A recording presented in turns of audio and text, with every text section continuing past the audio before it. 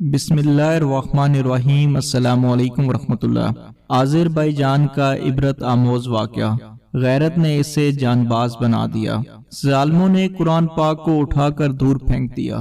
حیدر آذربائیجان کے دارالسلطنت باکو کے رہنے والے تھے، دیندار، باصول اور خوشحال تھے، معاملات کے پابند تھے، لیکن طبی طور پر وہ بہت کمزور اور نفسیاتی خوف کا شکار رہے تھے۔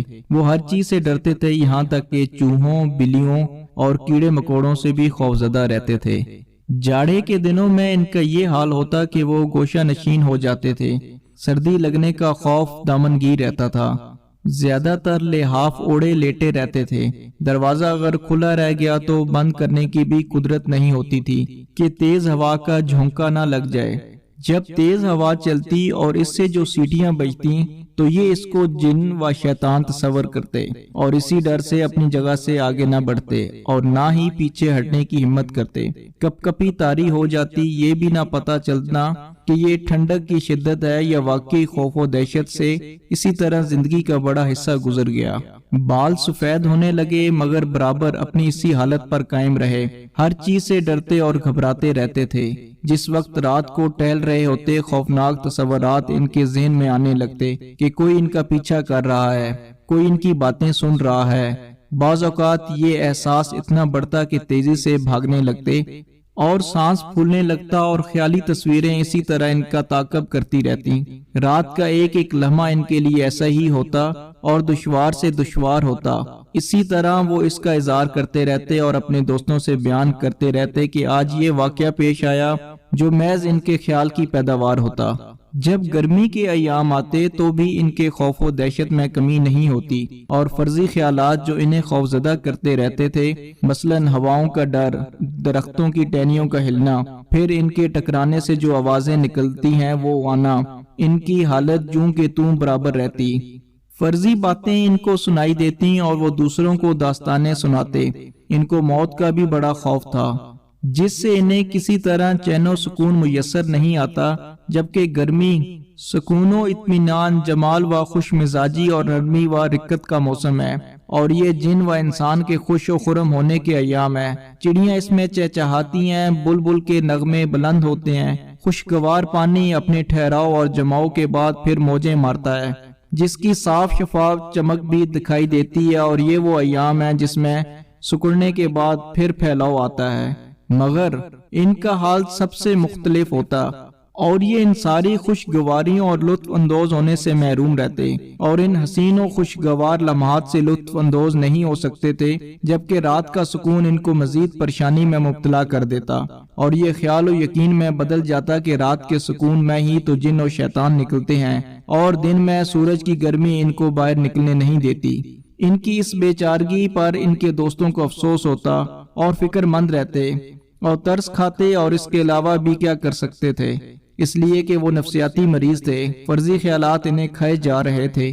ان کا حال عجیب تھا، ہر چیز ان کو روکتی اور حرکت و عمل سے باز رکھتی، اور یہ بات انہیں قید کیے ہوئے تھی، آزاد ہو کر بھی قید تھے، اور ان کا یہ ڈر و خوف انہیں بالکل زمین کی پستی کی طرف لے جا رہا تھا اور وہ راحت کے وسائل سے کوئی فائدہ نہ اٹھا پاتے تھے۔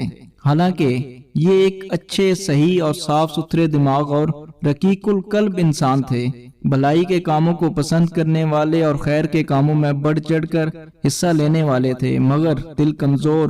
کاش کہ یہ طبیعت نہ ہوتی، اور جب ہے تو اس سے نکلنے کی استطاعت ہوتی۔ ان کے دوست و احباب انہیں بہت سمجھاتے اور خوف کے دائرے سے نکلنے کے لیے تدبیریں سمجھاتے، لیکن ساری تدبیریں بیکار ثابت ہوتی۔ ایک دن خلاف عادت رات کو تاخیر سے ایک ضروری کام سے مجبور ہو کر وہ اپنے کسی دوست سے ملنے نکلا۔ راستے میں ایک غیر آباد علاقہ تھا، وہاں گھنے درخت تھے۔ انہیں کچھ دور چلنے کے بعد معلوم ہوا کہ پولیس والے احاطہ کیے ہوئے ہیں۔ اس منظر سے یہ ڈرے اور راستہ بدل دیا۔ دوسری طرف راستہ میں قریب ہی چند لڑکوں کو دیکھا، زور و شور سے کھیل رہے تھے۔ یہ ادھر سے رخ بدل کر چلے، وہ راستہ ویران تھا۔ وہاں ایک دم سے چند ٹھگوں نے انہیں گھیر لیا، جن کے چہرے سے قساوت ظاہر ہو رہی تھی۔ وہ لوگ ان کو درختوں کے پاس گھسیٹ کر لے گئے اور ان سے پوچھ گچھ شروع کی کہ ان کے پاس کیا مال ہے۔ ایک نے سخت و تند لہجے میں کہا، تمہارے پاس جو کچھ مال ہے نکال دو۔ انہوں نے اپنی وہ سونے کی انگوٹھی اتار دی جو انہیں ورثے میں ملی تھی اور ان لوگوں کے حوالے کر دی۔ دوسرے نے کہا، روپے پیسے کہاں ہیں؟ جو کچھ جیب میں ہے نکال دو۔ انہوں نے بغیر کسی تردد کے جو کچھ جیب میں تھا نکال دیا۔ ان کی جیب میں ایک چھوٹا سا قرآن کریم بھی تھا جس سے یہ اپنے دل کو سکون پہنچاتے تھے اور سفر و حضر میں ساتھ رکھتے اور تلاوت کرتے، اور وہ اپنے اندر ایمان اور قوت پاتے تھے، اور جو ان کے لیے اندھیری خوفناک راتوں میں سکون قلب اور عافیت کا باعث ہوتی تھی۔ ان بدبختوں میں سے ایک نے مصحف مبارک کو لیا اور اس کو اپنے لیے بے فائدہ سمجھ کر دور پھینک دیا، الیاذ باللہ۔ قرآن شریف کے ساتھ یہ اہانت اور گستاخی دیکھ کر ان پر جیسے بجلی گر پڑی اور ان میں آگ بھڑک اٹھی۔ ان کے لیے یہ ناقابل برداشت فعل تھا۔ ان کا نفس بے قرار ہو گیا اور دل میں چین ہو گیا۔ کچھ دیر وہ سختہ کے عالم میں رہے، اس کے بعد ان کو ایک کرنٹ کا جھٹکا محسوس ہوا۔ ان کو محسوس ہوا کہ اگر قرآن مجید کا بھی وہ دفاع نہیں کر سکتے تو اس زندگی سے کیا فائدہ؟ عمر ایک دفعہ ختم ہو رہی ہے، بار بار نہیں۔ عزت نفس کے لیے انسان جان دے دیتا ہے، تو قرآن ہے جو نفس سے بھی زیادہ عزیز ہے۔ یہ ہمارے رب کا کلام ہے۔ اس کی زندگی میں اب وہ لمحہ آ گیا تھا جو زندگی میں انقلاب پیدا کر دیتا۔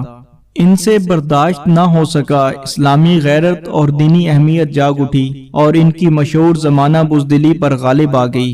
غیر شعوری طور پر ایک بڑا پتھر اٹھایا اور ان میں سے ایک کو نشانہ بنایا۔ نشانہ خطا نہیں کیا اور وہ وہیں ڈھیر ہو گیا۔ دوسرا پتھر اٹھایا اور دوسرے کو نشانہ بنایا، وہ بھی وہیں گر پڑا۔ اتنے میں آس پاس کے لوگ اور کچھ فاصلوں پر کھڑے پولیس والے بھی پہنچ گئے اور انہوں نے ان بھاگنے والوں کو گھیر لیا اور ان لوگوں کو گرفتار کرنے میں کامیاب ہو گئے۔ ان سے جو نقدی انہوں نے لوٹی تھی ان کو واپس دلائی اور ان ٹھگوں کو جیل بھیج دیا۔ بس ہمارے اس غیور اور باہمت دوست نے قرآن کریم اٹھایا اور اس پر جو گرد و غبار اور مٹی لگی تھی اسے صاف کیا اور اس کو بوسہ دیا۔ ان کو ان کی کھوئی ہوئی متاع، مال، قرآن کریم جو ان کو بہت محبوب تھا اور جس کے لیے انہوں نے یہ قدم اٹھایا تھا، وہ ان کو واپس مل گیا۔